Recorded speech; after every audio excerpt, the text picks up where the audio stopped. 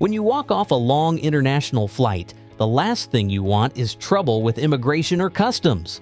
Yet every single day, perfectly normal travelers get pulled into secondary inspection, questioned for hours, or even denied entry. Not because they did anything wrong, but because they answered one of the standard questions the wrong way. What most people don't realize is that border officials aren't just asking questions. They're evaluating your confidence, your honesty, your body language, and whether your story makes sense. If something doesn't match your ticket, your dates, your occupation, your behavior, that tiny inconsistency can turn into a giant red flag. And that's why today we're breaking down the 14 airport customs and immigration questions designed to trap travelers and how to answer them clearly, confidently, and safely. Most of these questions seem simple. You've probably answered them dozens of times, but almost every issue at immigration starts because a traveler either over-explained something or gave an answer that sounded innocent but signaled a potential visa violation. And yes, number 11 is the one that catches even the most experienced flyers. The key here is understanding that these questions aren't random.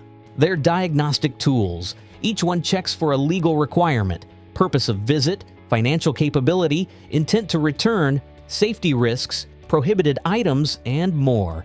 So let's start with the first question nearly every border officer asks. They usually begin with a question that sounds harmless. What's the purpose of your visit? And this is where many travelers create problems for themselves without realizing it. This question is not an opportunity to talk about your entire trip plan. It's not meant to understand your dreams, ambitions, or personal life. It is simply to categorize your entry: tourism, business, study, transit, or residency. Border officers want short, clean, simple answers. Tourism or business is enough. People get into trouble when they start talking too much. I'm here to visit friends and also maybe look for some job opportunities. That single sentence instantly signals an immigration risk. Looking for work is considered unauthorized employment in most countries unless you have a work visa. Even implying it can get you denied entry. If you're visiting friends, say that, but keep it as tourism or visiting friends. If you're on business, have the invitation letter ready. Keep it short, keep it factual, and don't volunteer details that weren't asked. After that, officials usually follow with, "How long are you staying?" Again, short answers are your best friend. Give the exact dates or duration, 10 days or from the 10th to the 20th. Never, and this is important, never say "I am not sure" or "as long as possible."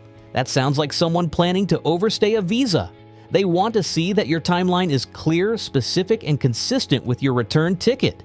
If your ticket says you're returning in 2 weeks, don't say 1 month. Even if you have flexible plans, tell them your intended stay based on your ticket.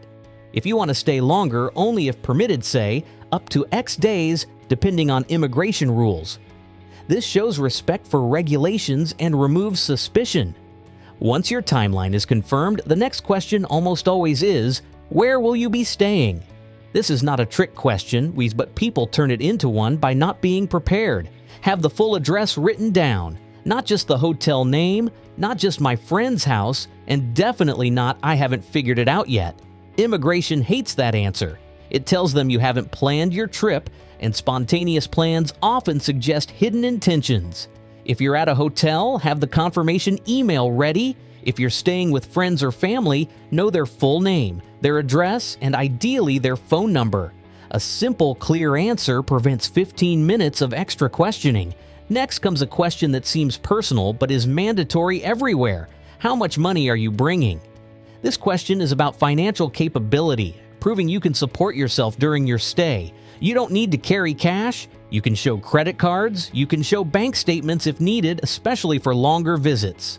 Be honest, but don't exaggerate or understate it.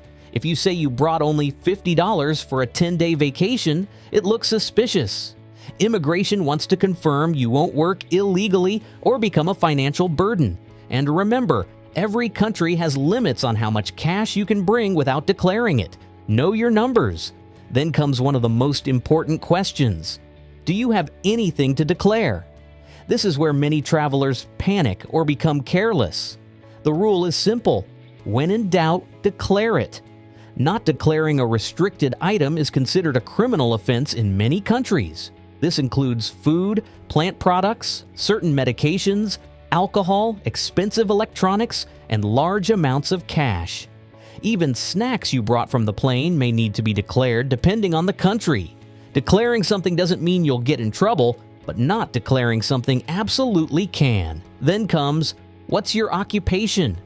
They aren't judging your job, they're checking visa eligibility. If you say you're unemployed and also say you're staying for 2 months with barely any money, that's a red flag. If you're a student, keep your student ID or enrollment letter handy. Remote workers must be careful. Saying, "I work from anywhere" can violate visa rules if it suggests working inside the country. Instead, "I work for a company based in my home country." At this point, immigration usually asks, "Have you been here before?" If yes, they may ask why you're returning. If not, that's fine, but don't lie. Immigration systems record everything. If you overstayed previously, they already know. Honesty protects you here more than anything. One question where many people make mistakes is, do you know anyone in this country? People lie because they think knowing someone is suspicious, but lying is 10 times worse. If you know someone, say so, and explain your relationship briefly. If you're not staying with them, clarify that. Immigration only worries if your story changes or seems inconsistent. Now we arrive at the most dangerous question of all, the one that traps even seasoned travelers. Are you bringing any food? Most people think food means meals, so they say no. But food means anything edible. Fruit, snacks, nuts, dried foods, dairy, meat, seeds, even the apple you forgot from the flight. Some countries like Australia, New Zealand, and the US are extremely strict. When in doubt, declare. You won't get fined for declaring an item that turns out to be allowed. But if you don't declare, even by accident, you can be fined hundreds or thousands of dollars or get flagged in their system. Another standard question is, what's in your bags? This is a general question. They want to make sure there's nothing suspicious or undeclared. A simple answer like clothes, toiletries, personal items, electronics is enough.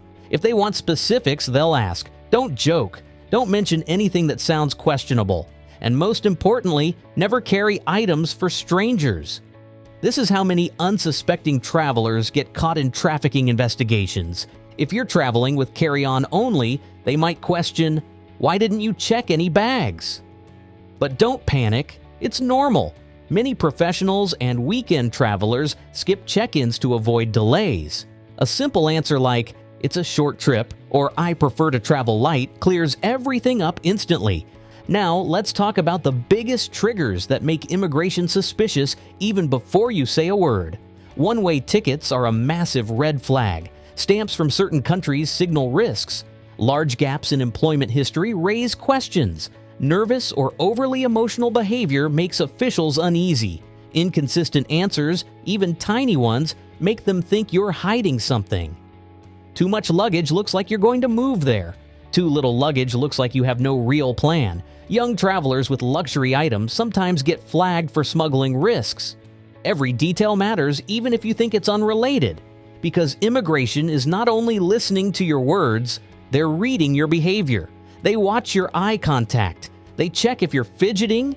They analyze your tone. If you ramble or over-explain, it looks suspicious. If you avoid eye contact, it looks dishonest. The solution is simple. Be clear, be brief, be polite, and don't volunteer extra information. They don't need your life story. They need crisp, factual answers. Let's dive deeper by expanding how these situations play out in real life. Imagine a traveler arriving in the US from Brazil. He says he's visiting for tourism, but then mentions that he might look for opportunities. Immediately, the officer hears opportunities as code for trying to find work.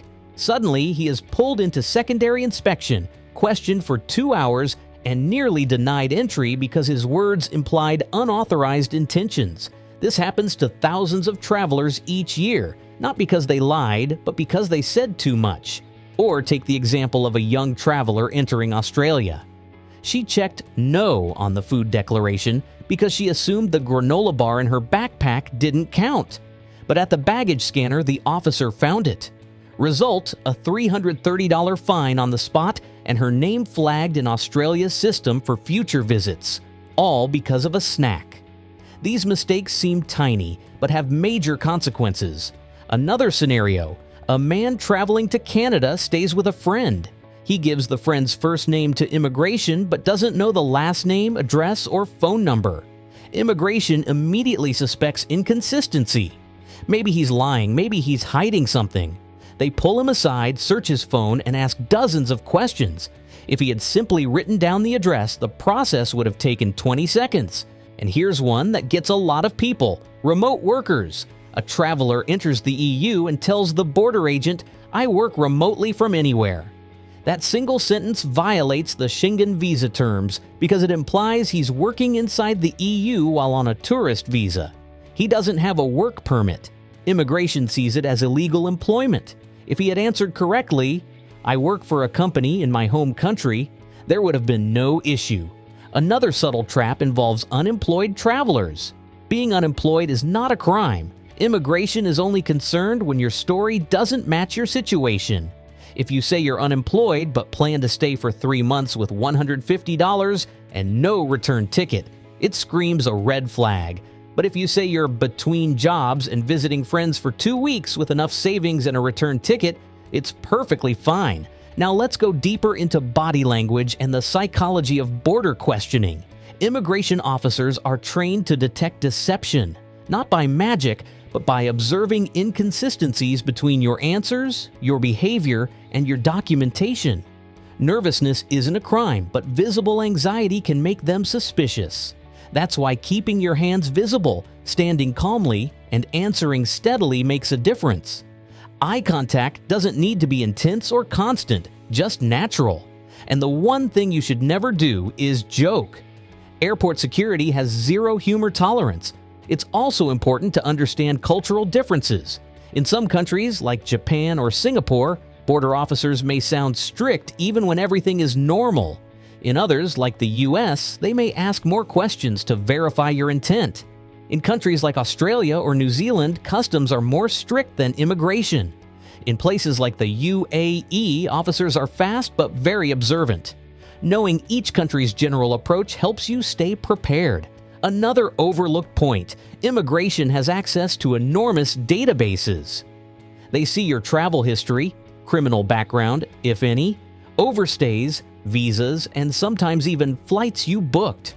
Lying is pointless. They know more than travelers think. Let's explore the red flags in depth so you know exactly what to avoid. One-way tickets scream potential overstay. Travelers doing gap years often get flagged. People who have overstayed in the past automatically get more questions. Stamps from countries associated with trafficking or visa fraud immediately alert them to ask more questions. Excessively nervous behavior signals risk. Travelers carrying huge amounts of cash are suspicious. People with extremely vague itineraries raise concerns. Even inconsistent clothing, right? Like a student saying they're traveling for business while dressed like they're going to the beach, can spark suspicion. Now let's talk about what to do if you're pulled into secondary inspection. First, stay calm. It does not mean you're in trouble. Secondary inspection is common and happens to millions of travelers. They may check your bags, ask more questions, or verify details. Answer clearly, don't get defensive, and don't argue. Their job is to ensure safety, not to intimidate. A key habit every traveler should develop is keeping a small travel folder with passport, return ticket, hotel bookings, friend/family address, bank statements if needed, invitation letters for business trips, vaccination certificates if required. This single step prevents most issues. Now, as we approach the final part of the video, it's important to understand that immigration officers are not trying to ruin your vacation. Their job is to keep borders safe and enforce the rules. When travelers get detained or denied, it's almost always because of unclear communication, missing documents, or accidental inconsistencies. Knowing how to navigate these questions gives you power. It gives you confidence, and confidence is exactly what immigration wants to see. To wrap this up smoothly, let's go through a few bonus principles that apply to every country. Keep answers short. Stick to the question. Be polite even if the officer seems cold. Never volunteer extra information. Don't panic if they ask follow-up questions. It doesn't mean you're in trouble. And most importantly, always remain honest.